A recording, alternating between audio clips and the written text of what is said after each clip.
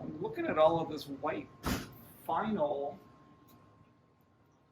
which is not a material we would actually use for ductwork anymore, especially not for dryers. And these are those vent hoods we looked at outside earlier. 1, 2, 3, maybe 4. So those all match up to the vent hoods. There's an old vent fan here. It's not working anymore. I'm guessing this is some kind of old central ventilation or suction system here. This is not you were asking earlier what screams do-it-yourself? Yeah.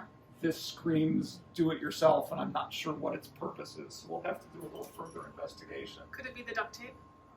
The duct tape doesn't help. The fact that we've got old vinyl vent hose connected to PVC fittings by duct tape with a piece of equipment that is clearly older than, well, when the house was built. Some homeowner did a do-it-yourself thing here, and I'm not entirely certain what it is.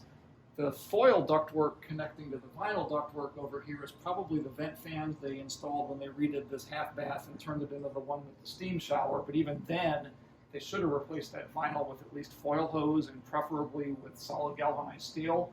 So we're going to have to do a little more digging and find out what's going on. So is this an issue with multi-generational fixes? This is not necessarily multi-generational fixes. This is homeowner do-it-yourself kind of stuff where we're not quite sure what they were trying to accomplish, and we're going to have to try and figure that out, because just looking at these fans, the wiring is, let's say, substandard as well. So I really want to know what the world they're doing with this.